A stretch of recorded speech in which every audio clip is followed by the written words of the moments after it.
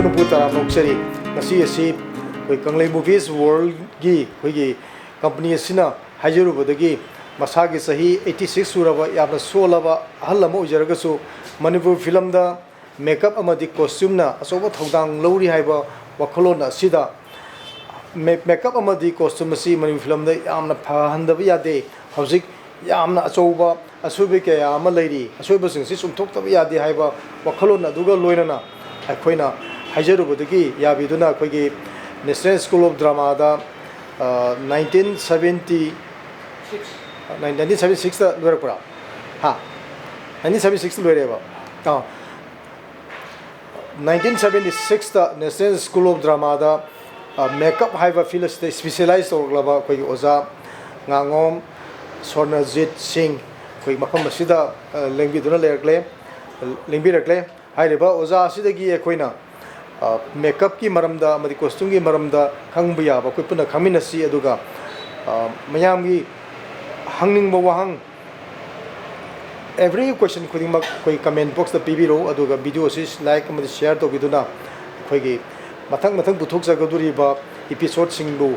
miyam na pam episode am oinan ba gi tamakta mayam dagi aina support sahajog adu nijari koi hase ko zadagi punna taminarse yamna wajai ahan ba muktada koi ai shomba interview matang lawi bai da makta koi Kanglei movie walgi bu aina kai ri thagachari ai sama meka haiba hiram basi yamna pamjabadagi kadai le kali tamba khotpa habi ko thi thira batum da Delhi da tamami tamna badal leirami Delhi da TCM gi general secretary thani khokani yana tauna TCM na thani tawdegi thagite thabam nan tawdedi order nilakant leiringe secretary puringe da aina kanna haijabadegi akogi pawung nilakant na tauna inazra TCM da NST haide khamne National School of Drama Asian Theatre Institute Highway Institute se hira ISC hanagi leiba experience ke agi mathakta specialized to wa haige tha kaitang niom chumna mo matanga aro tawnami damukta ai ar mai tawna tawjarakhi aliba haiba masi 1976 agaida adilo eramane na khali ai na chatpasi chatna madu tamai class ra khoi mi kunga nipalom almai tammi mi ko nipan tammi se Asia gi laga India gi manung gi nataba mapan gi negro sing kano sing bawa khai yawi negro nupi ka yawi adaga ate state ate degi nupi manga taruk tai nipa lo almai ma yawi ate nipa bisang tani kunna khoi tai palom almai tung tammi tamma tammi sei la edoge da ngasai mayam sina chatpana ngasai tamiba kano da like tu gudi like pudi yawi research question iba the stage backup haiba like si degi yam be tawi be tawu tamda edoge da ai di aina pamjaba subject haibidi realistic makeup koi gam ta hapada koi je ta maung dana character du sana ba lan ba wore song wore kung mo wore kakpo wore albai sammak wore samdu mong dana semna sadra leiba adu makhalgi bekap lomda aina thai yauseli asida sunatana kai na haida khoigi sokopan ba seida sokpa mai da mitta solako kholapa adigi matang su adigi artificial blood system koi matang su oda thingistagi like tagi namtana tana oda tagi togan ba wakhol kaya ai madu phangje yamna wajai oda chana su ai yamnon tabi maramdi mayam chalibana 3 years ki course ki saruktu pass on chappa ai gina condense aura chalakpanina asai aten matam se sunabi de narakpa subject su atei class of the yautre no ma alkadina hangi ai misal sing nang lawai ko sale mai ka sange Delhi da mai ka sa ka da nang karigino koi ate sata te li loina ma koi kana yawi ꯅꯪꯗꯤ ꯑꯇꯩ class ꯂꯥꯏꯇꯤꯡꯒꯤ ꯑꯗꯩ ꯀꯩꯅꯣꯒꯤ course ꯃꯌꯥꯝ ꯀꯩꯅꯣꯁꯤꯡ ꯑꯝꯇ ꯌꯥꯎꯗ꯭ꯔꯤꯁꯤ ꯀꯔꯤꯒꯤꯅꯣ ꯁꯥꯔ ꯑꯩ ꯁꯨꯃꯥꯏꯅ ꯇꯧꯅ ꯑꯇꯦꯟꯕ ꯀꯣꯔꯁꯀꯤ ꯑꯣꯏꯅ ꯂꯥꯛꯄꯗꯨꯅ ꯁꯕꯖꯦꯛꯁꯤ ꯃꯦꯀꯞ ꯍꯥꯏꯕ ꯁꯕꯖꯦꯛ ꯑꯁꯤꯗꯩꯁꯤꯗ ꯍꯌꯦꯡ ꯑꯁꯣꯏꯕ ꯀꯌꯥ ꯂꯥꯛꯀꯗ꯭ꯔꯥ ꯍꯥꯏꯅ ꯆꯤꯡꯅꯕꯗꯒꯤ ꯑꯩ ꯑꯗꯨꯃꯥꯏꯅ ꯇꯧꯅ ꯉꯁꯥꯏꯒꯤ ꯀ꯭ꯂꯥꯁ ꯑꯇꯩꯁꯤ ꯐꯝꯕ ꯉꯝꯈꯤꯗꯦ ꯁꯤꯗꯕꯨ ꯃꯥꯏ ꯄꯥꯛꯑꯗꯤ ꯍꯥꯏꯅ ꯑꯩ ꯈꯟꯖꯗꯅ ꯃꯗꯨꯗ ꯐꯝꯈꯤ ꯑꯗꯨꯒ ꯑꯩ ꯀꯣꯁꯇ꯭ꯌꯨꯝꯗꯤ ꯌꯥꯝ ꯏꯟꯇꯔꯦꯁ ꯂꯧꯏ ꯑꯩ ꯃꯔꯝꯗꯤ ꯀꯩꯒꯤꯅꯣꯗ ꯑꯩꯒꯤ ꯐꯥꯗꯔꯁꯤ ꯀꯣꯁꯇ꯭ꯌꯨꯝ ꯗꯤꯖꯥꯏꯅꯔꯅꯤ ꯑꯗꯒꯤ ꯗꯥꯏꯔꯦꯛꯇꯔꯅꯤ ꯑꯗꯒꯤ ꯑꯦꯛꯇꯔꯅꯤ ꯂꯣꯏꯅꯃꯛ ꯊꯤꯌꯦꯇꯔꯤꯀꯦꯜ ꯄꯔꯐꯣꯔꯃꯦꯟꯁ ꯀꯌꯥꯗ ꯁꯨꯃꯥꯏꯅ ꯂꯩꯌꯦꯅ ꯑꯠꯆꯥ ꯑꯠꯆꯥ ꯍꯥꯏꯅ ꯃꯥ ꯌꯥꯝ ꯍꯔꯥꯎꯔꯦ ꯃꯗꯨ ꯇꯥꯕꯗꯒꯤ ꯑꯩ ꯋꯥꯍꯩ ꯇꯥꯕꯗꯤ ꯍꯔꯥꯎꯅ ꯑꯠꯆꯥ ꯑꯠꯆꯥ ꯒꯨꯗ ꯅꯪ ꯌꯥꯝ ꯐꯔꯦ ꯐꯔꯦ ꯐꯔꯦ ꯅꯪ ꯇꯧꯔꯤꯕ ꯊꯕꯛꯇꯣ ꯊꯋꯥꯏ ꯌꯥꯎꯅ ꯇꯧꯋꯦꯅ ꯅꯣꯡꯃ ꯀ꯭ꯂꯥꯁ ꯆꯪꯉꯛꯑꯦ ꯀ꯭ꯂꯥꯁ ꯆꯪꯉꯒ ꯑꯩ ꯍꯛꯆꯥꯡꯁꯦ ꯄꯥꯏꯑꯦ ꯃꯥꯅ ꯃꯤꯡꯁꯦꯟꯗ ꯄ꯭ꯔꯦꯛꯇꯤꯀꯦꯜ ꯃꯇꯝꯗꯅꯤ ꯃꯤꯡꯁꯦꯟ ꯌꯦꯡꯉꯤꯉꯩ ꯃꯇꯝꯗ ꯌꯦꯡꯉꯣ ꯅꯪꯒꯤ ꯑꯋꯥꯠꯄ ꯄꯨꯝꯅꯃꯛ ꯃꯤꯁꯇꯔ ꯒꯣꯁꯇ ꯑꯩꯅ ꯁꯤꯟꯅꯔꯕꯅꯤ ꯑꯗ ꯅꯪꯒꯤꯁꯦ ꯊꯋꯥꯏ ꯌꯥꯎꯅ ꯐꯖꯅ ꯇꯧ ꯁꯛꯁꯦꯁ ꯑꯣꯏꯅꯕ ꯀꯟꯅ ꯂꯥꯛꯅꯧ ꯍꯥꯏꯅ ꯑꯩꯉꯣꯟꯗ ꯑꯗꯨꯃꯥꯏꯅ ꯍꯥꯏꯔꯕ ꯃꯥ ꯊꯣꯛꯈꯤ ꯁꯨꯃꯥꯏꯅ ꯇꯧꯅ ꯃꯍꯥꯛꯅꯁꯨ ꯑꯩꯕꯨ ꯌꯥꯝꯅ ꯀꯔꯤ ꯍꯥꯏꯅꯤ ꯑꯇꯦꯟꯕ ꯀꯣꯔꯁꯀꯤ ꯑꯣꯏꯅ ꯇꯧꯒꯗ꯭ꯔꯥ ꯏꯟꯇꯔꯦꯁꯁꯤ ꯇꯧꯅ ꯇꯧꯏ ꯑꯗ ꯅꯣꯡꯃ इखम खंगौदना क्लास ता ओंथोक थौदो ओंथे हाइदा आइना कोई ओजा सदैदा ओजा सोकपा स्कार मार्क अमता इसाइदा पाने खोले ना हाइदा स्कार मार्क सी कमाइन दong तौगेदा मसले सिननबा कनोदा ब्लड से खतंग लेइतदना आई किछ यावदना तौदे सर आई जे रेड ऑक्साइड खत फंगदरा हाइना हाइदा करीगिनो वाई आइन तौतो अदे आइना red oxide blood same no no no अदु तो अदु यादे आइदो होरेन नंग लोरे कान दरकार ले कान पिरकने सिने दरकार ले कान पिरकने आइदा आइना लोरे सर सर आइना हाइबा कनो ब्लड की आर्टिफिशियल ब्लड तो हैना हाई मतमदा माना पुथोरे माइ उपुरो हांदो कांदा क्लास के कनदे उपुरो की हांदो कांदा सिगी पोची मयाम सादा पन मा लोइ यो हाइबदि सिगी पोरसी जापान न लेबा आइगी मरुप अमना आइगोंदा प्रेजेंट तौरकने अदा सि पोचसी सि नमतमदा कयाम ई माली मचुसी कंसलकरा नेक्सलकरा कैदोई कबदोई आइदो मयाम येंगा हाइरो हाइना हाइबा होगलको सेइदा सात्रमना होगलगा सोलो अखोइना लेको मतमदि थासु कुसी नोंदसु पुथो ताकते अदुगा मसिदि न्यू कमर स्टूडेंट अमा लागा अदा अदुदा ताइ माना हेते तौरजरि अस अदैदि ओदासी हक्नंग सावरगादा केहागिदा नोइना तम्मिबा नंगी कनाना नंगना तम्मिबा स्पेशलाइज तौदरिबा सब्जेक्टदि हाग कबुकी मेकअप एने कबुकी मेकअप की दम ताइ अदगी अमा मन कथा कली मेकअप आया अदु अदगे अदुगी अदुना ले अदु मागिदि रियलिस्टिक मेकअप ने रियलिस्टिक आइबदि थबक खुनि मक्ता पिसुमुक्ता ये अहोब मानबा एकोइबदा हौरे अहोब कैरेक्टर को चानना अहोब मालकबा अरुब मसकी दमता तौरपदि अदे नंगी करी दरकार ले नाइ नंगोर पुथोगा मसि ताकदोइदो चलो अलकाजीदा go to Alkazi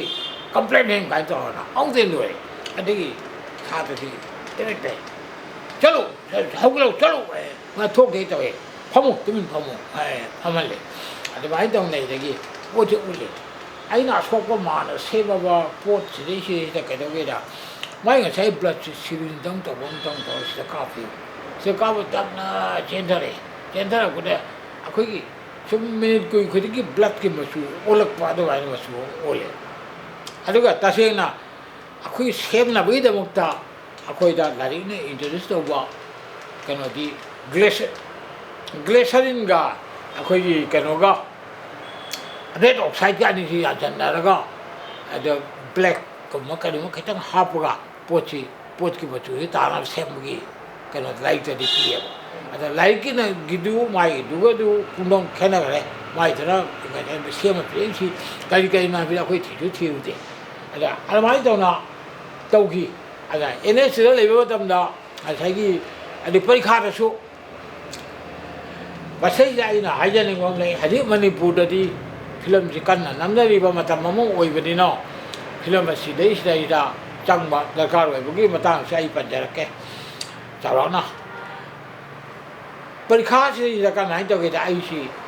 ready made mistake kama hari mayam bazar da ke da su lai ga phamnari ba adu ma ready made mistake asi hapo sine parikha gi ai character sida a poor farmer in Manipur hai na hai character di mamina she ka no ye sadi adu gi sai da san ban de pe ka pi adu ga koi nung khara ka ya section na ho na ta ba khara ngi ba te khatang sai sai adu ba thaki la tak to na ho ba adu ma character ba ahal di oi ba mi ai wa ba adu ma gi character da oi na ama pi adu ai thi ye ma ya cha khoi kun ga ni fan thi ye mo chung lo cha ba ai ya thông trên này hàng đầu của ai cần phải tài vậy ai hiện là nó xong đi chắc là xem ta lại ai cũng quan trọng ai mà khi mà tầm giờ là phun mà đi rồi ta sẽ lấy ai mà nè ai mà ta bắt đầu xem hiện ra cái thay mỗi bộ sẽ mỗi ta hết cũng bảo sẽ clip bộ ta vòng bài là cái question mình xem sẽ ý là cái thấy cái nó rất tồi quá question tồi mà nó muốn hàng gì mà nó muốn hàng gì mà nó hàng gì adegi thum hang ko sing sida nang character se kari haiba e Manipur ki airport farmer in Manipur ai ba to ko adegi ada kai gino sida saida color khara tawra na ka gong taw si kari gino ai so ai taw hang ada ai na masi akoi sunburn effect ai na sunburn effect si kai no sunburn effect haiba si kara ya thokali aduga nang se piriba sunburn effect asi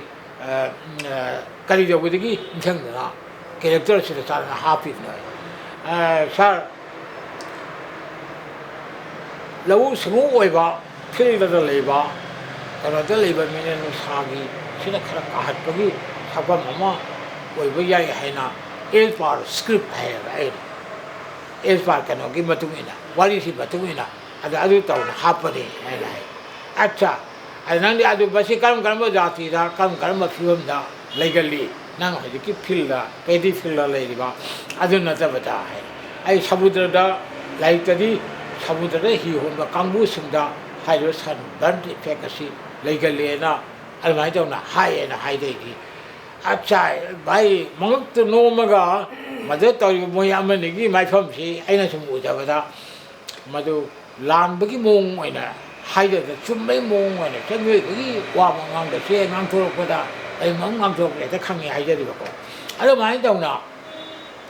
lì ai đấy cái bộ ông nào chẳng cái yang cái nó sẽ lấy xoay lên bên này đấy chẳng sẽ là cái anh xoay cái tóc bay thế nó cái gì ấy chỉ cái tôi chỉ một khúc một tí bay đi tao muốn này gì ai đấy cái mai xe ready made master này nè hay là hay cái nó ready made cái này aku có giá đó tốt chẳng cái này sinh năng cái nó nó xả thì cái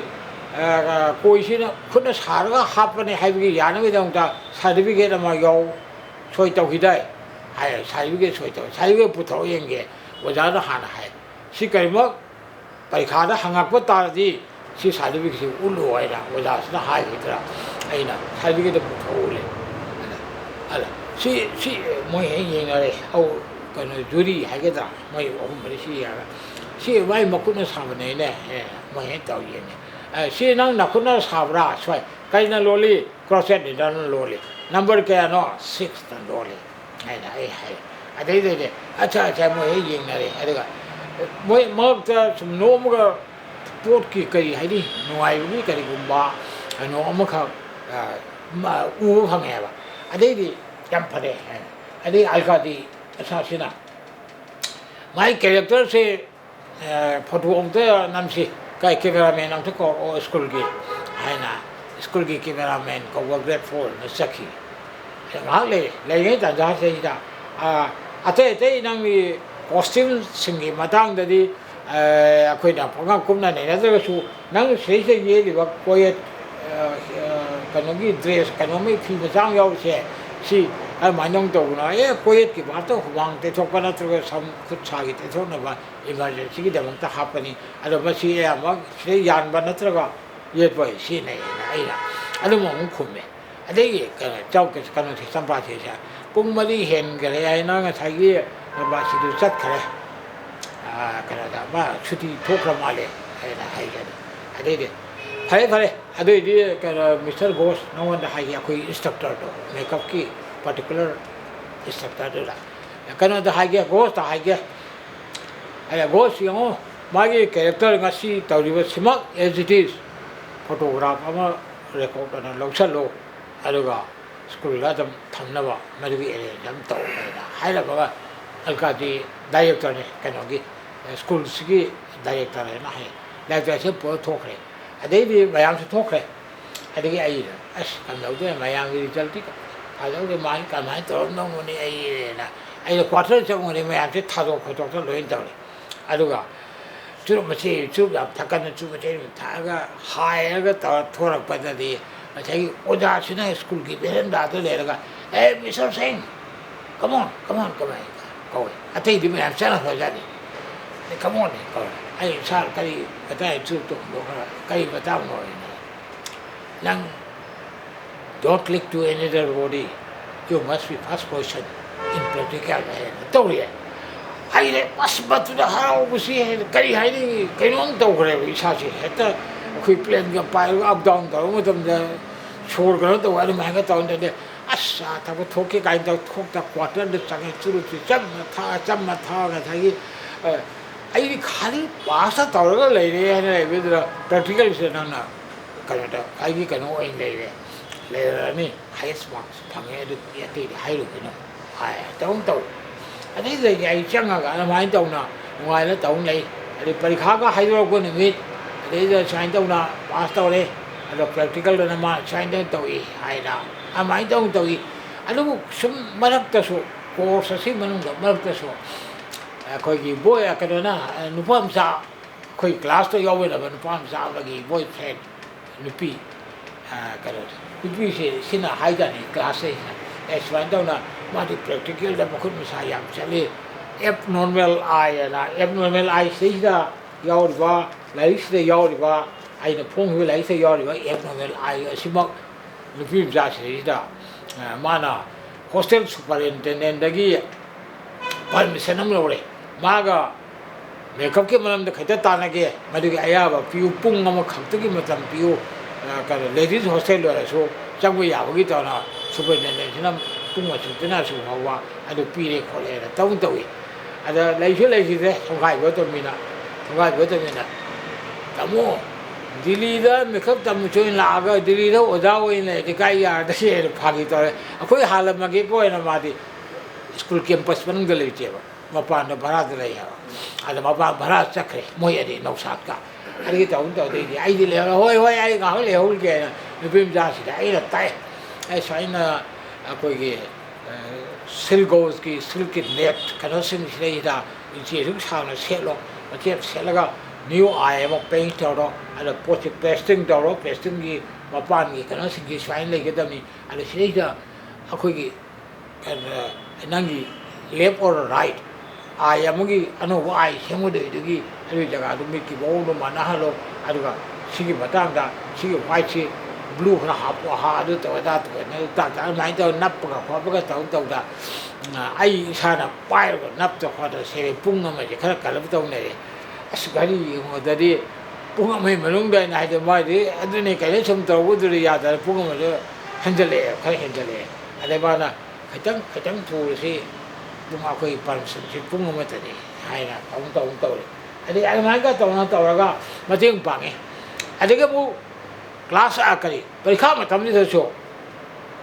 ਅਸਾਈ I want ਦਾ ਮੋਇਨਾ ਥਾਜੇ ਬੰਨੇ ਸਿੰਗਨੰ ਕਰਮਕ institute ਆ ਹਾਨ ਕਰਮ ਹਾਂ ਤਮਕੇ ਨੰ makeup ਕੀ practical ਕਨੋ ਸਿੰਗਸਟਦੀ ਨੰ ਮਯਾਮ ਥੀਨਾ ਮਯਾਮ ਸਿਰ ਯਾਮ ਹੈਂਗੇ ਮੁਈ ਮਸਾ ਦੇ ਯਾਈ ਅਦੇ ਕੀ ਅਮਾਇ ਹਾਇ ਤੌ ਦੇ ਪਰੀਖਾ ਮਤਮ ਸੇ ਸੇ कनो सिदा कनो खुगी परीक्षा थारीबा अखोई छात्र इमानबा मना चंगागा मिस्टर सिंह सिदा लेबा होया कनो दे वर्टिकल रिंकल्स से रिंकल का से सिदा पिरक हाईलाइट असि कायम यामना पाक पिगे दगे हाबिगी कनो सिदा अमत कद हाइना तों दरे अरे आइना माइ खुबाक त नन खुबाक सिगी वर्टिकल रिंकल सी को वर्टिकल रे ख्वाइदगी लार्जेस्ट कदोनी vertical करनी अरे स्टेज पे पिगे दो इसे what fourth is you patana and my to piu blending to shine chi to bas asum to itai oja si cha hey Mr. Singh don't have to another body ai chơi đi nhung ở đây tung mà sửa sửa hậu này ai tao tại mà chút thấy ai chứ này ở đây hồi ở đây nó phim giảm số mà sai cái nó chỉ mà cái nó cái đồ ta ra đây nắp vào căng khát đông này rồi ra đây ở đây sinh help me hari cái sao đi tàu mà cho hatu tàu cái tàu mua nó nghe và ra tôi amuk làm này ở đây mình sẽ sinh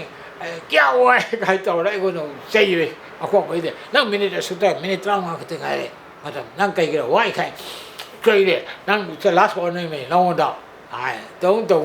ai mang examination nang do so ai mang tong ki ai ki ai do ko so result to ka sai ki adum kai ai ni short ki pa to ki da ai ki practical da di ai na ai mang tong re na oja sina ihan han ma ri nuai bo kai ri bo ka sai ai na मागी पामजब subject अमदा special ओइन चलबो के चटपद्रदी मैं मासे नुंगाय रबजाने ओजा सिरा अमा याम नुन तवे अदि अदु लाइसी रिसर्च कोर्स ने इबा द स्टेज बे का लाइसी मार्केट फंगद्रा बरे फंगदबदि आइदा सा का मानंग तो सिगे आइदि सिम तंगि पामे ना आइदा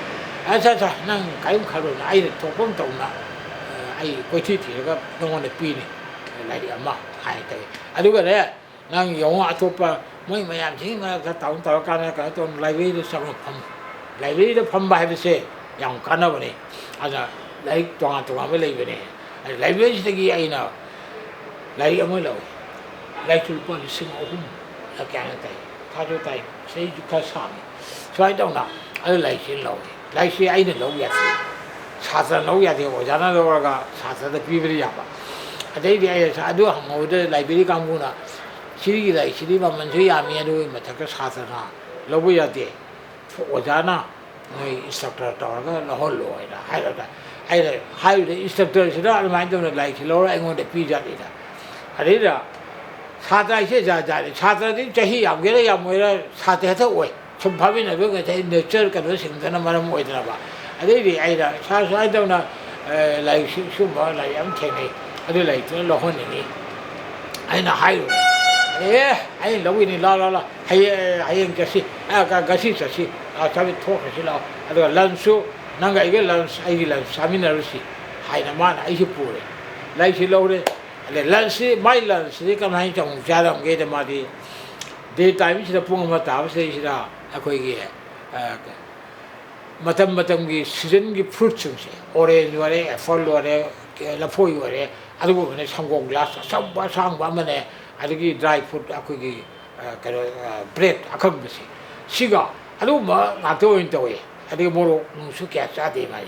ada almain tawga ado mai lan sai mai lan sai ore bade ani ka semo haira mawjane ada amaina ani semale iba ni lan ska de lomo na taw tore ada haidro ko su almain tawna kari haini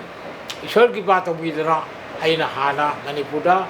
ai bu takira kwa tambira kwa jaguru ma pandagi manipura hana lairam bai experience me amdana mar moidra practical bawdagi aina almain tawna kano sing sida tawgi mo film जिनसे तौरीबा चाइनाव से सिदा याम फजना दी तौरे होनरे अदबु कीबसी मफम इचा चादना कीबगुंबा अदगी करिगुंबा नंगसी करिगिनो हायरगा मदगी वहन दोसी फजना पीबा गमदबा पीरगसु माई mode ओय पीबा ओजाना गुरुना लारिकना मफम जाना हायरपा वखलोन वही ओइना चत्तबा अदुंबा kaya mo yawi alam mo masi sina marang oidna kaido kaida akoi ki character sung si film da makeup to si kai giro na hangmata na yang komna kiri mi hawi wa kholom da lakhe kiri ni hawi suya ya ta drama do su ya ta ki ba haina lobudi madu ai langene ne khali ai wa khai ga di ki ba nati character writer na piri ba character amakha madugi labcha saja wangang sangang mieng naeng khongthang lamje punamok singsi oina ohelaga mi sire ohelaga state puthokane ohelaga puthokana director na puthokade ni ohenbai thabak na makeup na tawte makeup na ya se nupa se anabani haina anabani ꯑꯃ ꯍꯧꯖꯤꯛ ꯑꯅꯥꯕꯁꯨ ꯀꯅꯥꯝ ꯂꯩꯖꯗꯗꯅ ꯌꯦꯟꯗꯦꯝ ꯃꯈꯣꯡ ꯁꯣꯡꯕꯒꯤ ꯁꯤꯟ ꯑꯃꯈꯛꯅꯤ ꯍꯥꯏꯔꯁꯤ ꯑꯗꯩ ꯃꯇꯝꯗꯨꯗ ꯃꯥ ꯐꯖꯅ ꯀꯦꯁꯟꯅ ꯂꯩꯔꯒꯗꯤ ꯑꯗꯨꯝ ꯂꯥꯜꯂꯦ ꯍꯥꯏꯕꯁꯤꯃꯗꯤ ꯑꯗꯨꯝ ꯈꯪꯕ ꯌꯥꯏ ꯑꯗꯨꯃꯥꯏꯅꯒ ꯇꯧꯍꯟꯅꯤꯡꯉꯤ ꯈꯤꯇꯪ ꯁ꯭ꯇꯗꯤ ꯇꯧꯍꯟꯅꯤꯡꯉꯤ ꯃꯁꯤꯁꯤꯗ ꯃꯁꯤ ꯑꯩꯅ ꯏꯖꯈꯤꯕ ꯂꯥꯏꯔꯤꯛ ꯑꯃ ꯀꯩꯅꯣ ꯇꯧ ꯂꯩꯕꯅꯤ ꯁꯛꯇꯝ ꯁꯦꯝꯕ ꯍꯥꯏꯅ ꯀꯧꯕ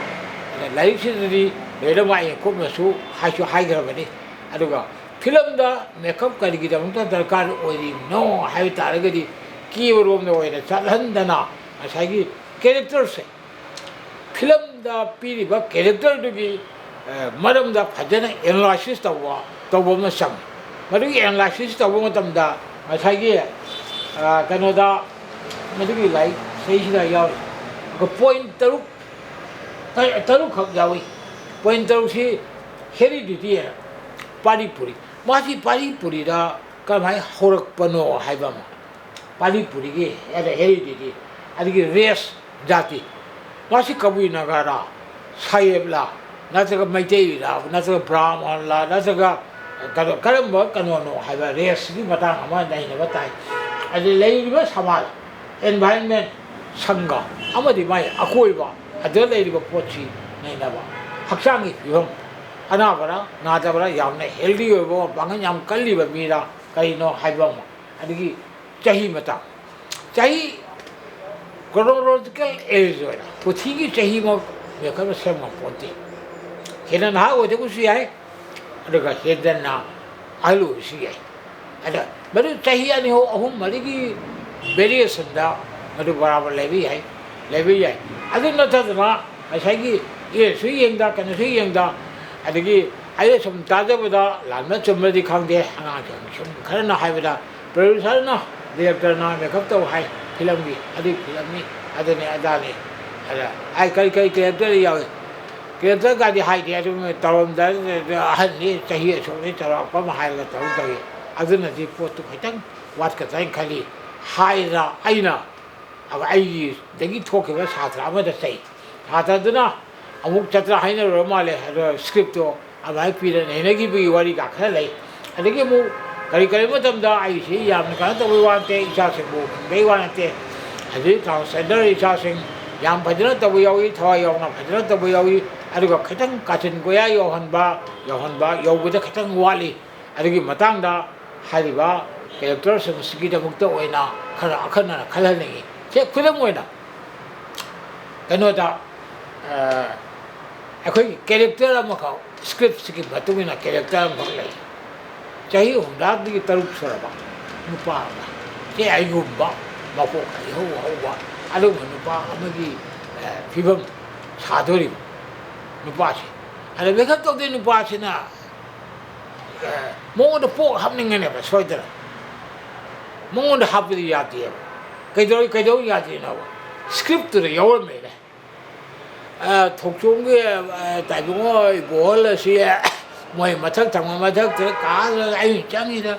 ꯅꯣꯏ ꯍꯧꯖꯤꯛꯀꯤ ꯑꯃꯨꯕꯤꯗꯨ ꯇꯩꯗ ꯍꯦꯜꯂ ꯐꯖꯅ ꯃꯥꯏ ꯑꯩ ꯎꯕꯗꯤ ꯏꯀꯥꯏꯕ ꯀꯔꯤꯕ ꯇꯧꯏꯅꯤ ꯍꯥꯏꯕ ꯗꯥꯏꯂꯣꯛ ꯑꯃ ꯊꯦꯡꯅꯔꯕ ꯑꯗꯨꯏꯗꯤ ꯃꯥ ꯍꯥꯞꯄ ꯌꯥꯈꯤꯒꯗ꯭ꯔꯕ ꯄꯣꯠꯇꯣ ꯃꯥꯅ ꯍꯥꯞꯄꯤꯕ ꯄꯣꯠꯇꯨ ꯅꯤꯌꯣꯝꯗꯗꯤ ꯍꯥꯞꯐꯝ ꯊꯣꯛꯏ ꯑꯗꯨꯕꯨ ꯁ꯭ꯀ꯭ꯔꯤꯞꯇꯨ ꯄꯥꯔꯨꯗꯕꯅꯤꯅ ꯃꯥꯗꯤ ꯈꯪꯗꯕꯅꯤ나 ꯄꯣꯠ ꯍꯥꯞꯄ ꯄꯨꯊꯣꯔꯛꯑꯦ ꯑꯗꯨꯗꯤ ꯁ꯭ꯀ꯭ꯔꯤꯞ ꯄꯥꯗ꯭ꯔꯗꯤ ꯌꯥꯗꯦ ꯍꯥꯏꯕꯁꯤ ꯑꯩꯈꯣꯏ ꯃꯁꯥꯅ ꯍꯥꯏꯐꯝ ꯊꯣꯛꯇꯕ꯭ꯔꯅꯦ ꯈꯟꯐꯝ ꯊꯣꯛꯇꯕ꯭ꯔꯥ ꯁ꯭ꯀ꯭ꯔꯤꯞ ꯄꯥꯕ ꯑꯃ ꯆꯪꯉꯦ ꯁ꯭ꯀ꯭ꯔꯤꯞꯁꯨ ꯌꯥꯎꯗꯅ ꯆꯤꯟꯅ ꯍꯥꯏꯔꯒ ꯀꯩꯅꯣ ꯇꯧꯕ ꯑꯗꯨꯏ ꯃꯊꯛꯇ ꯑꯃꯨꯛ ꯃꯍꯥꯛꯁꯦ ꯑꯅꯥꯕ ꯑꯃ ꯑꯣꯏꯔꯝꯃꯤ ꯅꯨꯄꯤꯃꯆꯥ ꯂꯩꯁꯥꯕꯤꯁꯤ ꯂꯥꯏꯍꯧ ꯀꯟꯅ ꯍꯧꯅ ꯅꯥꯔꯤꯕ ꯅꯨꯄꯤꯃꯆꯥ ꯑꯃ ꯑꯣꯏꯔꯦ ꯉꯔꯥꯡ ꯐꯥꯎꯗꯤ ꯃꯥ ꯑꯇꯣꯞꯄ ꯅꯨꯃꯤꯠ 5-10ꯒꯤ ꯃꯃꯥꯡ ꯑꯣꯏꯗꯅ ꯈꯣꯠꯇꯅ ꯉꯁꯥꯏꯒꯤ ꯀꯦꯗ ꯅꯧꯅ ꯆꯠꯂꯨꯕꯒꯤ ꯁꯤꯟ ꯀꯌꯥ ꯅꯝꯈ꯭ꯔꯦꯕ ꯅꯨꯃꯤꯠ 2-3 ꯂꯩꯔꯒ ꯃꯥꯒꯤ ꯑꯅꯥꯕꯒꯤ ꯁꯤꯟ ꯑꯃꯈꯛ ꯂꯥꯛꯄ ꯃꯇꯝꯗ ꯀꯩꯅꯣꯗ ꯑꯉꯥꯡꯗꯨꯗ ꯉꯁꯥꯏꯒꯤ ꯃꯥꯏ ꯂꯤꯞꯁꯇꯤꯛꯀꯥꯁꯤ ꯉꯥꯡꯁꯪ ꯊꯥꯔꯗꯅ ꯃꯥꯏ ꯀꯩꯅꯣꯗꯨ ꯊꯣꯛꯂꯛꯑꯒꯗꯤ ꯃꯗꯨ ꯂꯥꯜꯂꯦ ꯍꯥꯏꯕ ꯇꯥꯕꯅꯤ ꯑꯗ ꯁꯤꯒꯨꯝꯕꯁꯤꯃꯛ ꯇꯧꯗ꯭ꯔꯒꯁꯨ ꯁꯨꯃꯥꯏꯅ ꯎꯟꯅ ꯇꯩꯅꯅ ꯇꯧꯕ ꯑꯗꯩ ꯀꯟꯇꯤꯅ꯭ꯌꯨꯇꯤ ꯍꯥꯏꯕꯁꯤ ꯑꯩꯈꯣꯏꯒꯤ ꯃꯇꯝꯗꯗꯤ ꯀꯟꯇꯤꯅ꯭ꯌꯨꯇꯤꯁꯤ ꯌꯥꯝ ꯐꯖꯅ ꯀꯟꯇꯤꯅ꯭ꯌꯨꯇꯤꯁꯤ ꯆꯦ ꯑꯃꯗ ꯅꯣꯠ ꯇꯧꯔꯒ ꯄꯨꯡꯐꯝꯐꯥꯎ ꯑꯗꯒꯤ ꯅꯨꯃꯤꯠꯀꯤ ꯀꯩꯅꯣ ꯐꯥꯎꯕꯒ ꯇꯧꯔꯒ ꯌꯥꯝ ꯀꯟꯅ ꯇꯧꯔꯛꯏ ꯑꯗꯩ ꯅꯝꯈꯤꯕ ꯁ꯭ꯇꯤꯜ ꯐꯣꯇꯣꯁꯤ ꯍꯧꯖꯤꯛꯇꯤ ꯃꯣꯕꯥꯏꯜ ꯈꯨꯗꯤꯡꯃꯛ ꯀꯦꯃꯦꯔꯥ ꯂꯩꯅꯔꯕꯅꯤꯅ ꯌꯥꯝ ꯂꯥꯏꯑꯦ khơi mà tầm này đi ai cái đồng tớ ôi na still camera cho hấp cái still camera cho nó lâu rồi cả mà du develop tàu cái cái copy mà continuity cái yang na bạc bột cái nó yang na bạc pi ada mai cái tàu cái yang mana continuity susah na bisa kita pun ada ada mai tàu nó ôi bây giờ tàu ada cái mu atau apa kan mama ai hai cái Canada cái film mà mình được coi đấy, phim ai sẽ chui rồi, film cái Canada film này, cái gì, park cái sẽ là mình cái đó tôi nghe qua cái đó tôi camera tôi này, ai sẽ chui rồi, đấy đó, ai sát rồi này, cái đó, Manipuri cầu thì thôi đi này film mà cầu đấy, mà ngay hôm mình sao vậy? Ngayon bisi ayo pong nipan mapan saida nipaga saida sa ising charaga lubak si puraga chanon jawa irang langaga nga se yolo raga sandha se he halakpa jani sandha je halakpa se da bahak si natba lamsat ki mami kha ta da atopa nupa amagi scooter maning da he nap raka la bajani machi barabar ki to bajani ada makeup se na ka mai to weda sigi thoa male ngasi मागे ma'am दे दी बापांतों के बाजार दगी कुमों को ओइजरी बसिन बाजार दगी हलको मतम ओइदो मतम से इदा मरांगे मेकअप तो की कंटिन्यूटी ने हाइदरा कंटिन्यूटी इसकी पाहुक दम की दोस्त है कंटिन्यूटी ने हाइदरा चंदोन जवाब से खुद तो थिमे चंदोन का पुंग तय निपात तारा ले लगा लाखों चंदोन का अनी की खेले वम सोने ले नहीं सी कॉमन सेंस तो खंग विला बनेगा अलु खंग दम नंबर से आयों हागे बदे आई जो हेत पिंग लावे सोने मन के ना नंबर से करे न तो ada momon de junior mo khakta taki makeup ki price to ada ai thandagi sina te bayam si yaw ni ada mayam yem nei magi na ka junior si na ka mai to ge haida akoi ki pcs na kano sing si mathaki si di pcs na napaga makhagi kano si the dusting sing si torga kamaga kano tong to bajani koi si ha bajani nimit mari mangani ki kolak tabagi ada aduh hapus drama na mathaki si di kati barabar sinna bagi mami emtare ada maka mathaki si kati sinna da sinna ba koira sinna da bra hada si makeup na madu khanga da ne ada mathaki si di sinna da bagi bong ka ta ba yai ada ba na maton sigi ka sapti ada sigi si da sing si ka da gida thoi na khala jani nimit mga tao ni khala ga na madi mate ta ba na be tawra napaja ora manjat ora mada na skin na chawu ga so lai ta na kano ni skin ma sa on na ta ka fa na e na mai don to ada ai na ma ya khoi mi am nei de ki ai ko de ai ông te stil lo to wi ai ông te ka don te chak jal yin je ke itang na to e chak jal yin mu dam de ri ga sai ma na mai shin na ba de ade ma ya mi di bai mai subject na ta ba ni na to jong na pangan kan na alon de pe to de ade ba ai di ai 사기 cái ôi ru bên nó ai chẳng phải là gì mà tầm đó đâu anyway mà cái nó chú phải đi nó lâu rồi mong muốn cái mà nào phải cái nó trong lấy gì ai nói tôi cái gì ai là mà si mà gì mà tầm là su ai mà si analysis tao hay si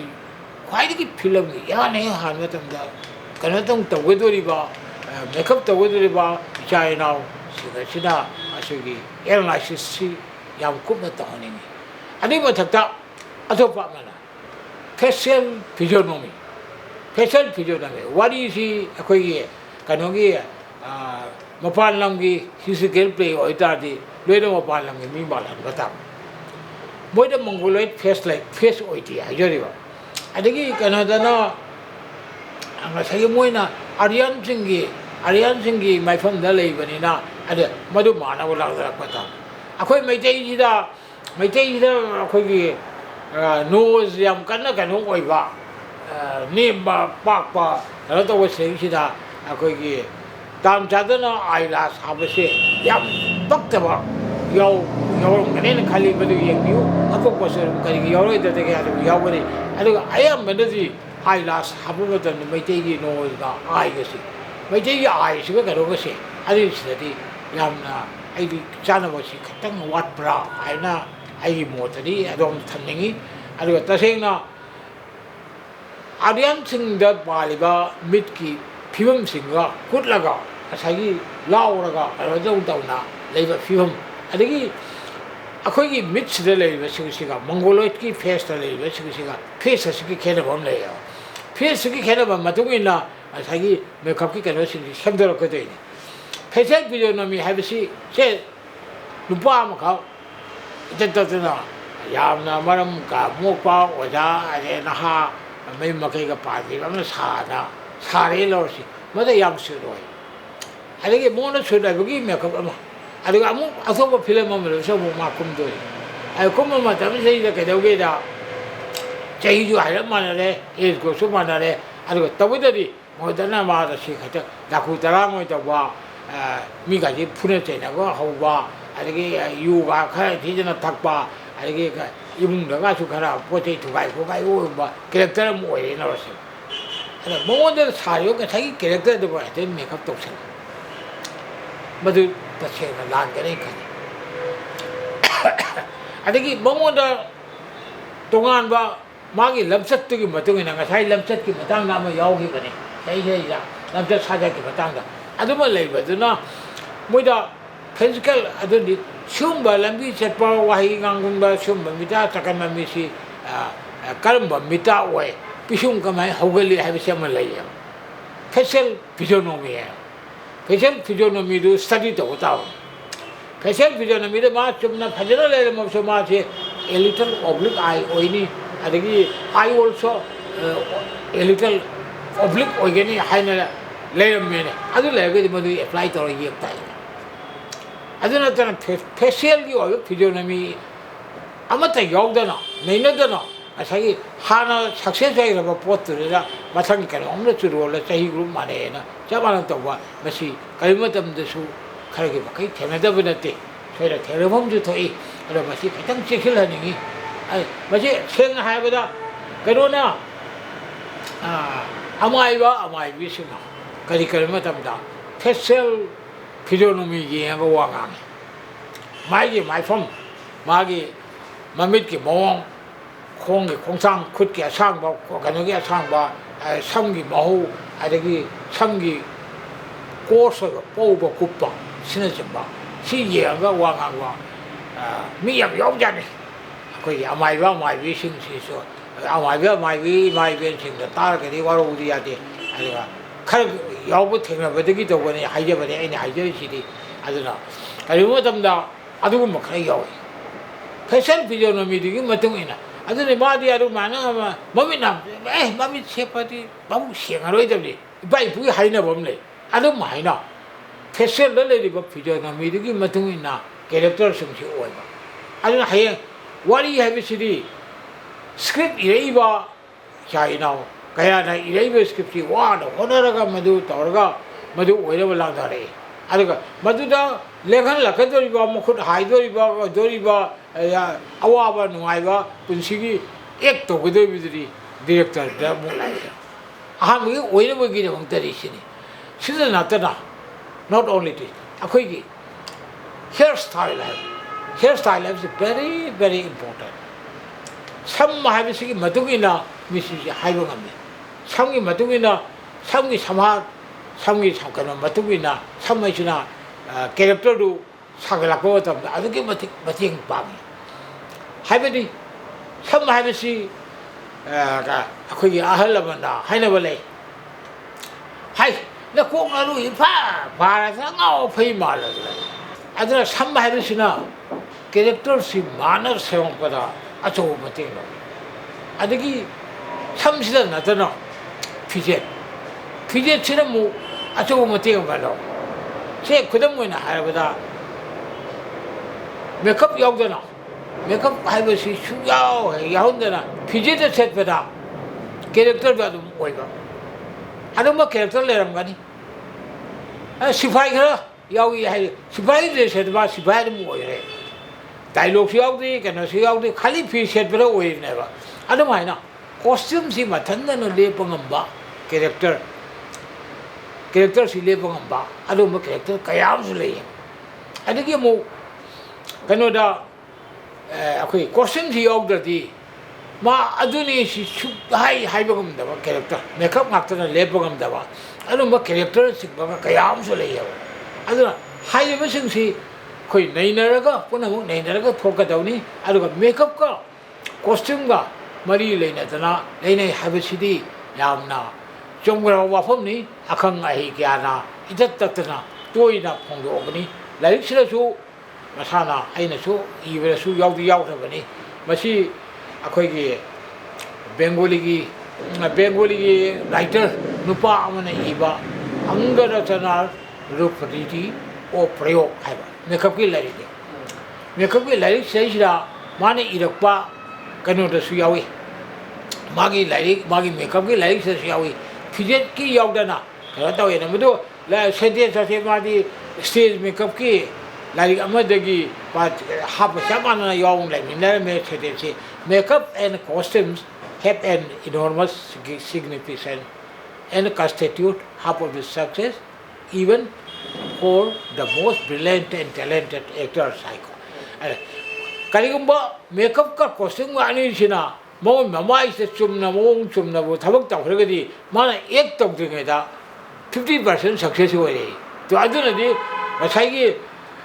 haiba subject ani sina अचौब मतेंग अमा P हाइबसी अखोई सोइद यानिंग बताबने मसी करोनी अखंग आई पुनमक हाइरो वाफम सिदा अदम मसाना याना lion इनरब गातनी lion चेकिन नरब गातनी अदि मतमदा अदना मसी अदगी मो से अखोई अंगांग अमख HiAce मा fees सेलसी makeup सु लोरसी मा सिदे इरेन फमगले वो नंग कई सादोइनो हंगिंगनी सोइदर किसा सादोइने से सुखम खंगोयगो अर हेकल सिम थेला अब काल सेलगले मदादी हाय वो नंग कृष्ण सादोरि बराय छैना हायरकने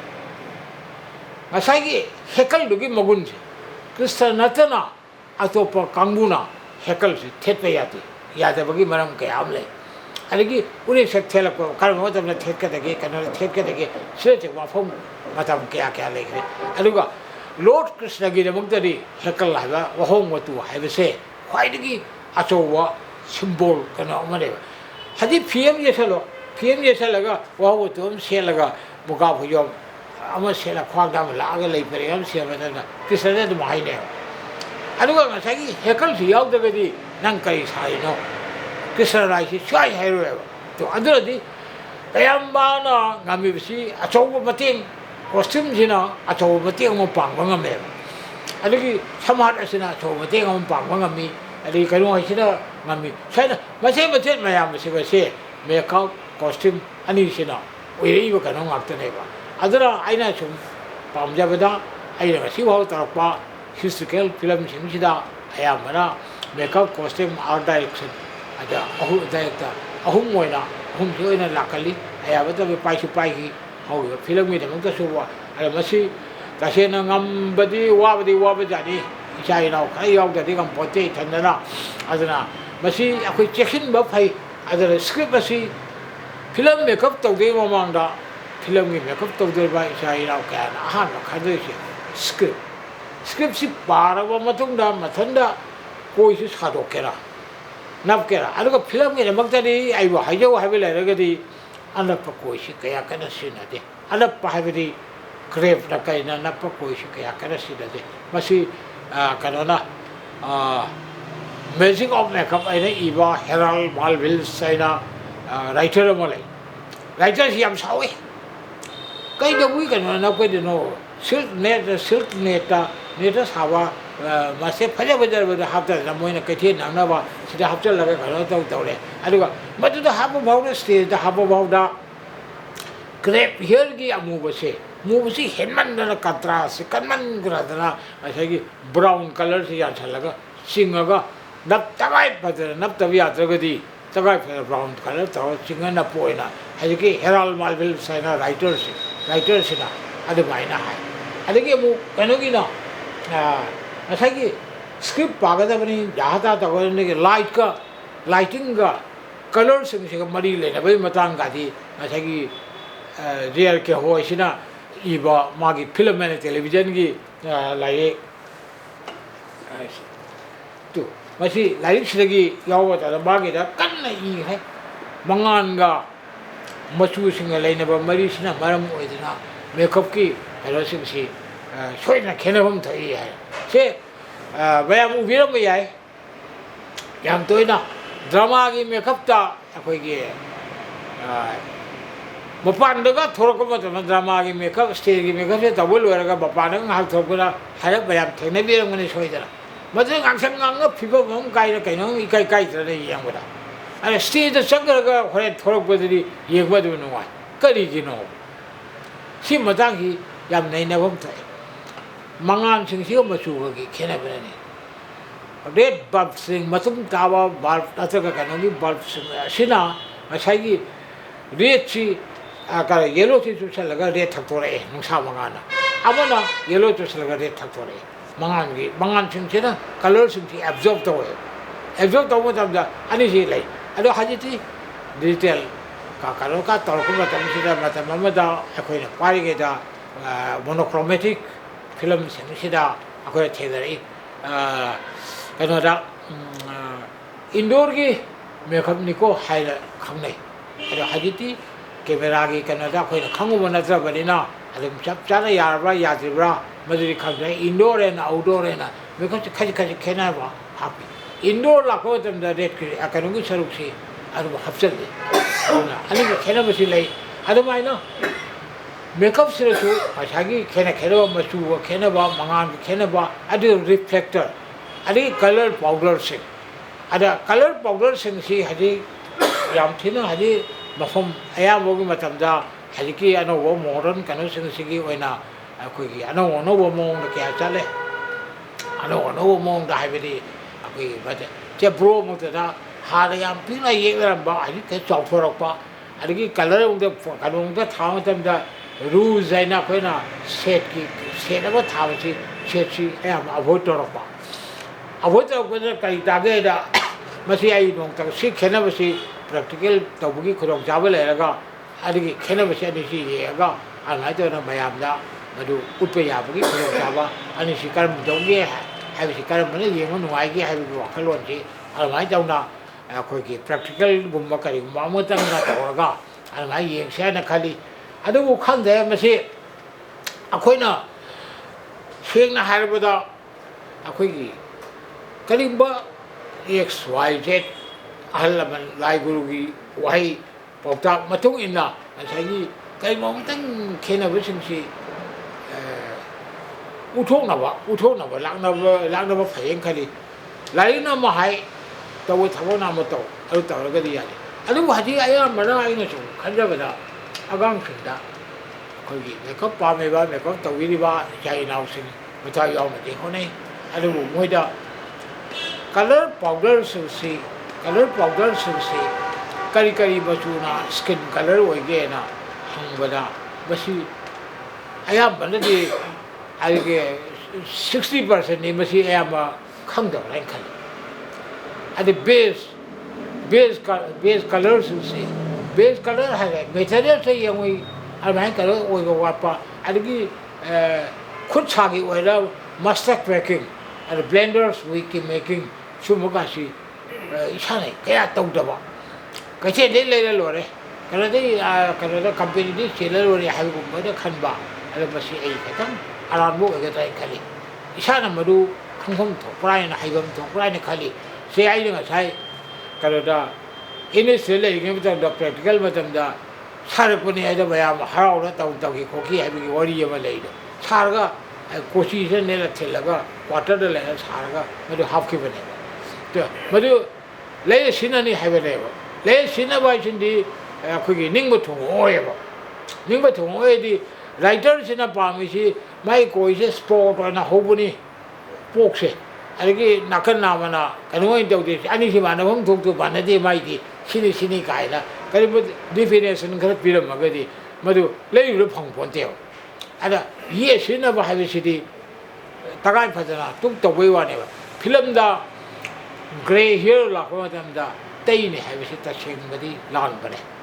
alu tay da we ada ba mata side burn ko ba kai bo la ko da di alu sinai alu ba pathaki upper portion dadi ngasagi taiba haibasi film gi dabaktadi akoibu sum thenajarapa akoi camera gi kambu kanai kambu na adu pieces hadokpana na thuroidane continuity heloidane pieces hadokpana continuity popung bana maintain dawi haibase masi ma thajum thoyeba masi ka mom de chingna po mu da hape po yakai hapre chor yakai hapre hayeng yakai dum leidoine adagi hangchi chen yakai leine mani choida kien yo ko ko da amon mangai aduga taiba ni mara masing tiru ngam da ni na mitki biuda hayab manabi ama thibe wane ba adana sigi khena masi adu masa da khoi lebak to ene khali adana yari mo khai film gi da muktari khajang chekin ma phaba adagi mo theater ga film ga ani theater di adak padagina asa ke putara lapa khagi phadda leibe duna su yengwa yana ba khagi iroi ba arole ba meter kun lapa jaga adagi midra su yengdoine adani anak pa midra yengwa yana tawgadra ma yagi midra irole be midra yeng yana tawgadra theater mi kapka tawgata adi heta tawsma ya pati pochigi auditorium sigi length to film ya ga middle da le pa pot check to ga adana ugade mo da ta kane si ga khera ba yang le ya ba theater ga film ba adike mo pencil ma sing matam da film mai jina asagi camera sida pick khaba samana mo da mi se na puro u ne adani mai phom mani se kyam check sin ma ta ba long ga tha ba khata adike materials quality sorry adike materials indi yamna quality leba afaba pot na to phangabani yamna phajana taw yabuni khlo chamale aduga materials habesidi haliki chahiye phangsi si phangdaga hena phaba masang chahida masang chahiyende hena amuka hena phaba amuka yam thorpaya aduga niyam kaya le swane apply to widabni haiba wahi city adum phori bargi oin ne che mongoloid face haibamne mongoloid face ta site che lagadi si oi ai si legdan le bane mongoloid face ai adigi che badi kanoni ariani aduni adani aina adugi sai anatomy sing sigi baramda study tawa facial physiognomy sing si yengdaba yadaba adugumba matang yam lei aduna film habisina costume se to mai costume yam check batawa adigi makeup se check batawa film la ko ta kari gi no ha me film is एकदम close da de ura bane okay naked eye na yeng de ura pot bhawa camera is na di thobam kyam thoge de leng da le ne camera na pha ba ngam ne naked eye na de u da ba aro kano de camera na di pha ko ngam ne aro ma si bu ma si yam thena khare ho gi ba film kaya aina som paijar pa ma yang se ba ta uda adu ma kaya awa ba noi ba kaya lei adu chebung kaya lei aduna tung da horai ba icha inau se na su akhoi gi character analysis haibasi film mama makeup tong do re haiba ta si hana pa bi si hana thena bi maru oina director amadi producer unabi producer to su director yu na da ya te director no oi ba pa me ba leng ba karo to do se ba da mu amo oi la ka doi ni aina mai phom gi sak phom gi buti gi film gi da bang di character writer da pi ri ba character do oi na bai da bang di makeup tar bi nu pas gi ba ta acho ba thau dang nei da ala malan da bai si ka sai se te sam su ai ja re makeup ko sung mari le ne ani si he cho gi ba da nu pa se 50% success ware mai pa bani na haina hagi bido aduna di haliba hiram sigi da mukta oina makeup haiba hiram sigi da mukta oina sai ya koina kana si costume ju mating lo tai sam de si mating lo tai madu puna mo si kana la aga de hore makeup oina da punna la aduna adi icha sing akoi gi transgender sing na ta kana sing na akoi gi parlor gi tharu ka paisa lakna ma ta si yam no aje aduga khaitang aina hona haning ba thianing ba ꯍꯣꯠꯅꯅꯤꯡꯕꯒꯤ ꯋꯥꯐꯝꯗ ꯈꯤꯇꯪ ꯊꯝꯖꯕꯩ ꯋꯥꯅꯤ ꯑꯗꯣ ꯏꯆꯥꯁꯤꯡꯁꯨ ꯌꯥꯝ ꯊꯋꯥꯏ ꯌꯥꯎꯅ ꯍꯣꯠꯅꯔꯤ ꯏꯆꯥꯁꯤꯡꯁꯨ ꯃꯥꯏ ꯄꯥꯛꯄꯁꯨ ꯑꯣꯏꯁꯅꯨ ꯑꯗꯨꯒ ꯇꯧꯔꯤꯕ ꯐꯤꯕꯝꯁꯤꯡꯁꯤꯗꯗꯤ ꯍꯧꯖꯤꯛꯇꯤ ꯑꯌꯥꯝꯕꯅꯗꯤ ꯌꯥꯝ ꯊꯧꯁꯥꯅꯗꯅ ꯉꯁꯥꯏ ꯍꯦꯛ ꯂꯥꯏꯊꯣꯛꯄꯁꯦ ꯃꯁꯤꯒꯤ ꯊꯕꯛꯁꯤꯇꯪ ꯊꯥꯗꯣꯛꯄ ꯐꯩ ꯍꯥꯏꯅ ꯈꯜꯂꯤ ꯑꯩꯈꯣꯏꯒꯤ ꯀꯩꯅꯣꯒꯤ ꯑꯣꯏꯅ ꯑꯗꯨꯒ ꯑꯩꯅ ꯌꯥꯝꯅ ꯍꯩꯁꯤꯡꯅ ꯀꯩꯅꯣ ꯇꯧꯅ ꯉꯥꯡꯉꯨꯕꯩ ꯋꯥ ꯅꯠꯇꯦ ꯑꯍꯣꯕꯁꯤ ꯌꯦꯡꯉꯒ ꯁꯨꯝ ꯎꯅꯔꯒ ꯇꯥꯟꯅꯕ ꯈꯣꯠꯅꯕ ꯍꯧꯖꯤꯛꯀꯤ ꯃꯇꯝꯗꯗꯤ ꯋꯥ ꯉꯥꯡꯕ ꯍꯥꯏꯁꯤ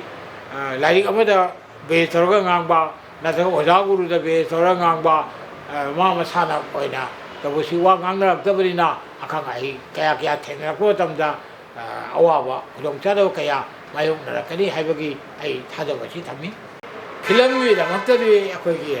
ꯃꯦꯀꯞꯀꯤ ꯀꯟꯇꯤꯅ꯭ꯌꯨꯇꯤ ꯍꯥꯏꯕꯁꯤꯁꯨ ꯚꯦꯔꯤ ꯚꯦꯔꯤ ꯏꯝꯄꯣꯔꯇꯦꯟ ꯃꯇꯝ ꯑꯃꯗꯗꯤ ꯑꯩꯈꯣꯏꯒꯤ ꯁ꯭ꯇꯤꯜ ꯀꯦꯃꯦꯔꯥꯒꯁꯤ ꯊꯑꯣꯏꯅ ꯇꯧꯗꯅ ꯀꯟꯇꯤꯅ꯭ꯌꯨꯇꯤꯒꯤꯗꯃꯛꯇ ꯀꯣꯁꯇ꯭ꯌꯨꯝꯒꯤꯁꯨ ꯃꯦꯀꯞꯀꯤꯁꯨ ꯂꯣꯏ ꯇꯧꯔꯝꯃꯤ ꯑꯗ ꯀꯟꯇꯤꯅ꯭ꯌꯨꯇꯤ ꯍꯥꯏꯕꯁꯤ ꯐꯤꯂꯝꯗꯗꯤ ꯀꯣꯏ ꯑꯣꯏꯕ ꯌꯥꯏ ꯁꯝ ꯑꯣꯏꯕ ꯌꯥꯏ ꯅꯝꯕ ꯑꯣꯏꯕ ꯌꯥꯏ ꯉꯔꯥꯡ ꯀꯔꯤꯒꯨꯝꯕ ꯁꯣꯠ ꯑꯃ ꯅꯝꯃꯝꯕꯗꯒꯤ ꯌꯥꯗꯅ ꯈꯨꯗꯛꯇ ꯅꯣꯡ ꯆꯤꯡ ꯍꯩꯖꯤꯜꯂꯛꯇꯅ ꯅꯠꯇ꯭ꯔꯒ ꯆꯨꯔꯛꯇꯅ ꯅꯨꯡꯁꯤꯠ ꯇꯧꯔꯛꯇꯅ ꯌꯥꯔꯛꯇꯕ ꯇꯥꯔꯗꯤ ꯃꯗꯨꯒꯤ ꯃꯇꯝꯗꯨ ꯉꯥꯏꯗꯣꯏ ꯃꯇꯝꯗꯨ ꯉꯥꯏ ꯀꯟꯇꯤꯅ꯭ꯌꯨ ꯇꯧꯅꯕꯒꯤꯗꯃꯛꯇ ꯑꯗꯨꯐꯥꯎꯕ ꯌꯥꯎꯕ ꯌꯥꯎꯏ ꯀꯟꯇꯤꯅ꯭ꯌꯨꯇꯤ ꯒꯥꯏꯁꯦ ꯑꯗꯨꯒ ꯁꯤꯒ ꯂꯣꯏꯅ ꯂꯣꯏꯅ ꯐꯤꯂꯝꯒꯤ ꯌꯥꯝꯅ ꯇꯉꯥꯏ ꯐꯗꯕ ꯐꯤꯖꯦ ꯆꯥꯛꯁꯦꯟꯅꯤ ꯈꯪꯗꯦ ꯀꯟꯇꯤꯅ꯭ꯌꯨꯇꯤꯅꯤ ꯈꯪꯗꯦ ꯑꯗꯩ ꯁꯤꯒꯨꯝꯕꯁꯤꯡꯁꯤ ꯑꯩꯈꯣꯏꯒꯤ ꯇꯉꯥꯏ ꯐꯗꯅ ꯏꯁꯥꯅ ꯈꯨꯠ ꯁꯥ ꯈꯔ ꯂꯦꯡꯗꯅ ꯍꯩꯇꯕ ꯌꯥꯗꯕ ꯑꯗꯨꯒ ꯊꯕꯛ ꯏꯪꯈꯥꯡꯁꯤꯡꯁꯦ ꯁꯤꯒ ꯌꯥꯎꯁꯜꯂꯒꯗꯤ ꯏꯆꯥꯁꯤꯡꯁꯤꯅ ꯍꯧꯖꯤꯛ ꯍꯧꯖꯤꯛ ꯊꯕꯛ ꯇꯧꯕ ꯃꯇꯝꯗ ꯌꯥꯝ ꯂꯥꯏꯅ ꯊꯣꯛꯀꯅꯤ ꯍꯥꯏꯅ ꯈꯜꯂꯤ ꯊꯕꯛ ꯇꯧꯕꯁꯦ ꯂꯥꯏꯅ ꯊꯣꯛꯀꯅꯤ ꯍꯥꯏꯕꯗꯤ ꯃꯇꯝꯈꯔ ꯑꯩꯈꯣꯏ ꯍꯣꯠꯅ ꯇꯥꯔꯦꯗꯅ ꯑꯩꯅ ꯍꯩꯇꯕ ꯄꯣꯠꯇꯨ ꯍꯩꯅꯕ ꯍꯣꯠꯅꯕ ꯇꯥꯏ ꯑꯗꯨ ꯍꯣꯠꯅꯔꯀꯥꯟꯗꯗꯤ ꯍꯌꯦꯡ ꯃꯇꯝ ꯑꯃꯗꯗꯤ ꯑꯣꯖꯥ ꯒꯨꯔꯨ ꯑꯣꯏꯅ ꯂꯥꯛꯇꯅ ꯃꯗꯨꯕꯨ ꯍꯦꯟꯕ ꯊꯕꯛ ꯃꯇꯝꯒꯤ ꯑꯅꯧ ꯑꯅꯧꯕ ꯄꯣꯠ ꯀꯌꯥ ꯄꯨꯊꯣꯛꯇꯅ ꯁꯦ ꯈꯨꯗꯝ ꯑꯣꯏꯅ ꯍꯥꯏꯔꯕꯗ ꯍꯧꯖꯤꯛ ꯍꯤꯌꯔ ꯂꯥꯏꯟ ꯂꯣꯟꯕ ꯍꯥꯏꯅ ꯑꯩꯈꯣꯏꯒꯤ ꯃꯇꯝꯒꯤ ꯁꯥꯇ꯭ꯔ ꯁꯥꯇ꯭ꯔꯤꯁꯤꯡꯗꯤ ꯍꯤꯌꯔ ꯂꯥꯏꯟ ꯂꯣꯟꯕꯁꯦ ꯊꯑꯣꯏꯅ ꯇꯝꯕꯤ ꯑꯗꯣ ꯍꯧꯖꯤꯛ ꯃꯦꯆꯤꯟꯅ ꯂꯣꯟꯅꯔꯛꯑꯦ ꯆꯍꯤ 20-30 ꯁꯨꯖꯜꯂꯛꯑꯕꯅꯤꯅ ꯑꯅꯧꯕ ꯃꯦꯆꯤꯟ ꯄꯨꯊꯣꯔꯛꯇꯅ ꯑꯗꯒꯤ ꯍꯤꯌꯔ ꯄꯥꯔꯇꯤꯡ ꯑꯦꯔꯤꯌꯥ ꯍꯥꯏꯅ ꯁꯝ ꯁꯨꯃꯥꯏꯅ ꯈꯥꯏꯈꯤꯕꯒꯤ ꯁꯤꯒꯤ ꯁ꯭ꯀꯤꯟ ꯎꯕ ꯖꯒꯥꯁꯤ ꯁ꯭ꯀꯤꯟ ꯎꯕ ꯖꯒꯥꯁꯤ ꯃꯥꯟꯅꯕ ꯔꯕꯔ ꯄꯥꯔꯇꯤꯡꯁꯤ ꯑꯩ ꯑꯗꯨ ꯍꯥꯏ ꯑꯗ ꯃꯗꯨꯗ ꯂꯣꯟꯕꯁꯤ ꯍꯩꯗꯤ ꯃꯦꯆꯤꯟꯅ ꯂꯣꯜꯂꯦ ꯈꯨꯠꯅ ꯂꯣꯟꯗ꯭ꯔꯦ ꯑꯁ ꯃꯇꯝꯗ ꯈꯨꯠꯅ ꯂꯣꯟꯕꯗ ꯋꯥꯈ꯭ꯔꯕꯖꯥꯠꯅꯤ ꯈꯨꯠꯅ ꯂꯣꯟꯕꯗꯣ ꯑꯩꯒꯤ ꯏꯅꯥꯛꯇ ꯂꯩꯈꯤꯕ ꯁꯥꯇ꯭ꯔ ꯈꯔꯗꯤ ꯃꯈꯨꯠꯅ ꯐꯖꯅ ꯂꯣꯟꯈꯤꯑꯅ ꯈꯜꯂꯤ ꯑꯗꯣ ꯃꯁꯤꯡꯗꯤ ꯌꯥꯝꯗꯦ ꯃꯁꯤꯡ ꯌꯥꯝꯅ ꯂꯣꯟꯕ ꯉꯝꯈꯤꯗꯦ ꯃꯣꯏꯁꯤꯡꯗꯣ ꯁꯨꯃꯥꯏꯅ ꯀꯟꯇꯤꯅ꯭ꯌꯨꯇꯤꯅꯤ ꯈꯪꯗꯦ ꯀꯩꯅꯣꯅꯤ ꯈꯪꯗꯦ ꯐꯤꯂꯝꯒꯤ ꯊꯕꯛ ꯑꯃ ꯄꯥꯏꯔꯛꯄ ꯍꯥꯏꯕꯁꯤ khá hiện trên là thawai yo honing ba male maram di film ngakti watch na ti thabo kudi mo ta thawai yo da budi ke sukai di adu mo na mo film mai sida kit he maram di masai mit ki ubo mo ta ngasai stage ki arap ka kana ga makeup ki khena ba kana khena ba adu ki port ki quality is do yeng de ya de makeup ka na film na maram di film da thagda be si pung manga chatpa mari chatpa tara chatpa I might have material so I can. Had you say the Shinariba base, nothing of powder, nothing of materials in the city, Pungani whom the Loire, Magma Pontiloe, Pungani whom the young number of Pajaloreva. I don't mind. I don't Posakti, Potokti, Japana Kadankali, Simatanga, I know hiding one day. I know hiding one day. Had you Mayam the Hangashi? Powder I see. Powder I see. ꯑꯩꯈꯣꯏꯒꯤ colour ꯑꯣꯏꯅ ꯊꯥꯅꯔꯝꯗꯦ ꯃꯌꯥꯝ ꯈꯪꯕꯁꯨ ꯌꯥꯎꯔꯝꯒꯅꯤ ꯈꯪꯕꯁꯨ ꯌꯥꯎꯔꯝꯕ ꯌꯥꯏ colour ꯑꯣꯏꯅ ꯊꯥꯎꯔꯝꯗꯦ ꯑꯍꯥꯟꯕꯗ ꯈꯔꯤ ꯑꯉꯧꯕ ꯑꯣꯏꯅ ꯍꯛꯆꯥꯡꯒꯤ ꯀꯔꯤꯒꯤ ꯃꯥꯏꯗ ꯀꯩꯗ ꯈꯔ ꯅꯥꯟꯊꯟꯕ ꯆꯟꯗꯣꯟ ꯅꯣꯡ ꯈꯔ ꯇꯩꯕ ꯑꯗꯨ ꯌꯥꯅꯕꯒꯤꯗꯃꯛꯇ ꯑꯗꯣ ꯍꯧꯖꯤꯛꯇꯤ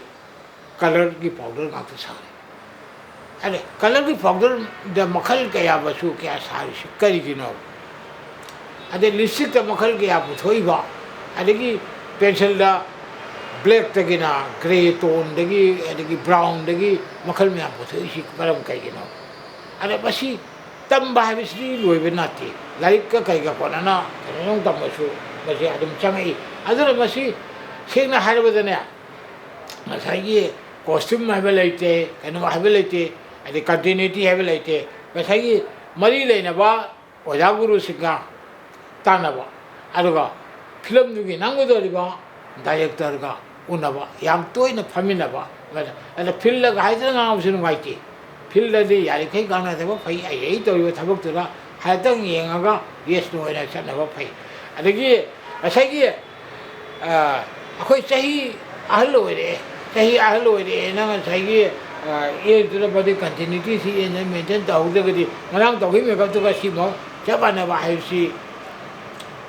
ma saigi khai gi mo khai khena ni ngai wai bam la aduna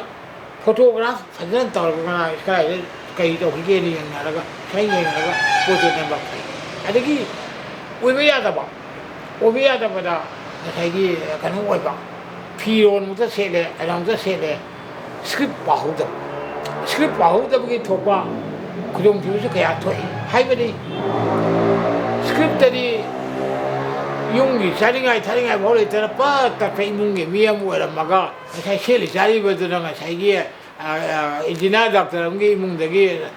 바카 빌딩 아마데 토르과 미도는 세트수 마도 마야위 알아마시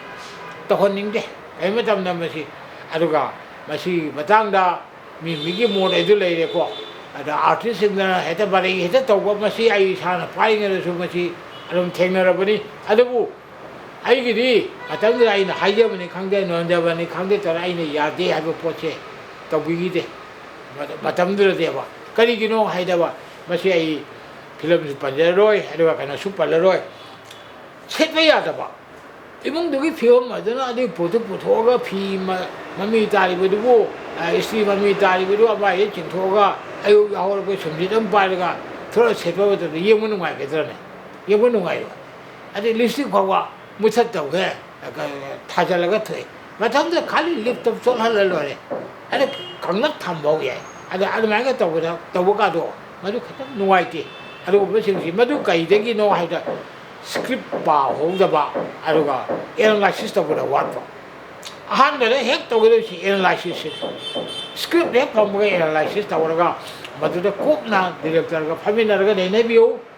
ador boi di madu kanu boi bi se achum mong da yengu nu ngai ba mong da mai ura ka ne na I tha dei aduna akoi na sai gi powder ha bi lai te kanu ha bi lai te adagi yo hadi tambaisi loi kham nai nate chahim tamur chahim tamuraga kana to yate ai sama aina lai am jagadi ai su lai si ibo hauda khara wa tha thom be ya ba jani maramdi masai gi makeup ki pot chung sida su akhoi gi water resistant and water soluble ani tho khai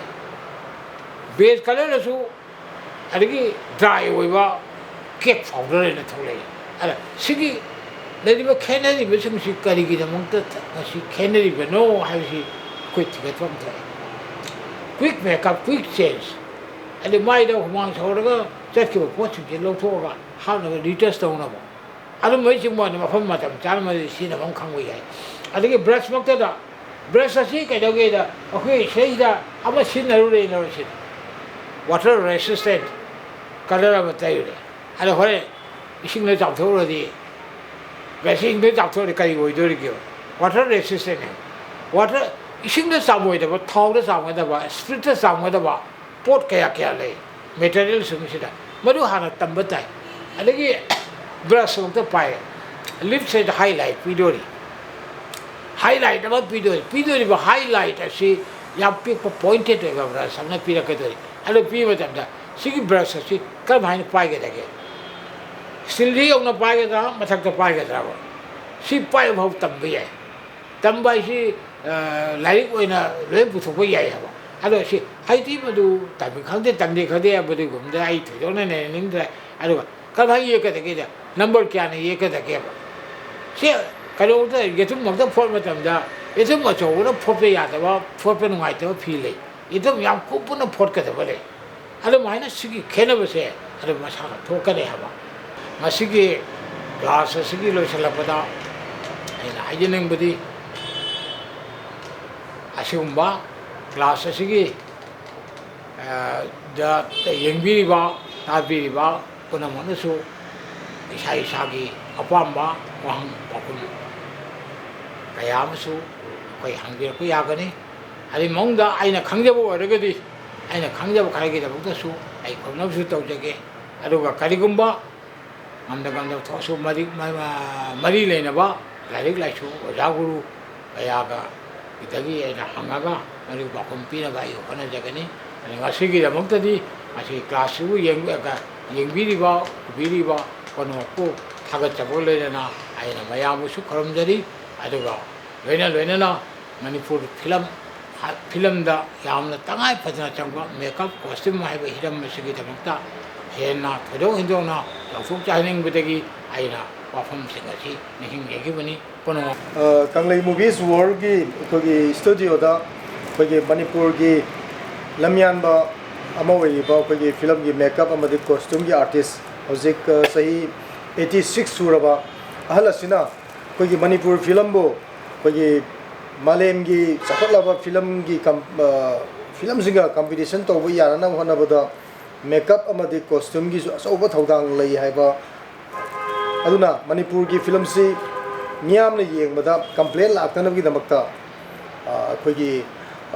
costume ꯑꯃꯗꯤ ꯃꯦꯀꯞꯁꯨ ꯑꯆꯧꯕ ꯊꯧꯗꯥꯡ ꯂꯩ ꯍꯥꯏꯕ ꯄꯥꯎꯖꯦꯜ ꯑꯁꯤ ꯑꯩꯈꯣꯏꯒꯤ ꯏꯟꯈꯠꯂꯛꯂꯤꯕ ꯅꯍꯥꯁꯤꯡ ꯐꯤꯂꯝ ꯃꯦꯀꯔꯁꯤꯡ ꯑꯃꯗꯤ ꯐꯤꯂꯝꯒꯤ ꯃꯦꯀꯞꯁꯤꯡ ꯄ꯭ꯔꯣꯗ꯭ꯌꯨꯁꯔꯁꯤꯡꯗ ꯄꯥꯎꯖꯦꯜꯁꯤ ꯄꯤꯅꯕꯒꯤꯗꯃꯛꯇ ꯍꯧꯖꯤꯛꯁꯨ ꯀꯟꯅ ꯔꯤꯁꯥꯔꯆ ꯇꯧꯕ ꯂꯦꯞꯇꯦ ꯑꯍꯟꯁꯤ ꯌꯥꯝꯅ ꯊꯥꯒꯠꯅꯤꯡꯉꯥꯏꯅꯤ ꯑꯩꯈꯣꯏ ꯈꯨꯗꯤꯡꯃꯛꯀꯤ ꯌꯥꯝꯅ ꯆꯥꯎꯊꯣꯛꯆꯅꯤꯡꯉꯥꯏꯅꯤ ꯑꯩꯈꯣꯏ ꯍꯧꯖꯤꯛ ꯂꯩꯔꯤꯛ ꯃꯌꯦꯛꯁꯤ ꯎꯗ꯭ꯔꯒꯁꯨ ꯃꯦꯒꯅꯤꯐꯥꯏꯡ ꯒ꯭ꯂꯥꯁ ꯄꯥꯏꯔꯒ ꯃꯦꯀꯞꯀ ꯃꯔꯤ ꯂꯩꯅꯕ ꯀꯣꯁꯇ꯭ꯌꯨꯝꯒ ꯃꯔꯤ ꯂꯩꯅꯕ ꯂꯥꯏꯔꯤꯛꯁꯤꯡꯁꯤ ꯄꯥꯕꯁꯨ ꯇꯣꯛꯇꯦ ꯍꯥꯏꯔꯤꯕ ꯑꯣꯖꯥꯁꯤ ꯑꯩꯈꯣꯏꯅ ꯑꯍꯜ ꯑꯁꯤꯕꯨ ꯑꯩꯈꯣꯏꯅ ꯑꯗꯨꯛꯀꯤ ꯃꯇꯤꯛ ꯌꯥꯝꯅ ꯊꯥꯒꯠꯅꯤꯡꯉꯥꯏ ꯑꯣꯏꯕ ꯑꯣꯖꯥꯁꯤꯒ ꯇꯝꯖꯅꯤꯡꯉꯥꯏ ꯌꯥꯝꯅ ꯂꯩꯕ ꯑꯣꯖꯥꯁꯤ ꯀꯩꯒꯨꯝꯕ ꯐꯤꯂꯝ ꯑꯃꯗ ꯂꯝ ꯑꯃꯗ ꯍꯥꯏꯇꯥꯔꯦ ꯑꯥꯔꯇꯤꯁꯇ ꯑꯣꯏꯕ ꯌꯥꯏ ꯃꯦꯀꯞꯇ ꯑꯣꯏꯕ ꯌꯥꯏ ꯀꯣꯁꯇ꯭ꯌꯨꯝꯗ ꯑꯣꯏꯕ ꯌꯥꯏ ꯐꯤꯂꯝ ꯑꯃꯗ ꯂꯝ ꯑꯃꯗ ꯃꯥꯏ ꯄꯥꯛꯀꯦ ꯍꯥꯏꯕ ꯇꯥꯔꯒꯗꯤ ꯑꯩꯈꯣꯏꯁꯤ ꯌꯥꯝꯅ ꯊꯋꯥꯏ ꯌꯥꯎꯕ ꯑꯃ ꯆꯪꯉꯤ ꯍꯥꯏꯕ ꯑꯣꯖꯥꯒꯤ ꯋꯥꯈꯜꯂꯣꯟ ꯀꯌꯥ ꯑꯃ ꯑꯩꯈꯣꯏꯗ ꯊꯝꯕꯤꯈ꯭ꯔꯦ ꯑꯗꯨꯅ ꯑꯩꯈꯣꯏꯅ ꯏꯀꯥꯏ ꯈꯨꯝꯅꯕ ꯄꯤꯖꯕ ꯑꯣꯏꯅ ꯎꯠꯆꯕ ꯑꯣꯏꯅ ꯑꯩꯈꯣꯏ ꯀꯪꯂꯩ ꯃꯨꯚꯤꯁ ꯋꯥꯔꯜꯒꯤ ꯃꯥꯏꯀꯩꯗꯒꯤ ꯑꯣꯖꯥꯗ ꯈꯨꯗꯣꯜ ꯄꯣꯠꯁꯤꯟꯗ ꯇꯝꯖꯔꯤ ꯑꯣꯖꯥ ꯂꯣꯏꯁꯟꯕꯤꯔꯣ ꯑꯗꯨꯒ ꯑꯩꯈꯣꯏꯒꯤ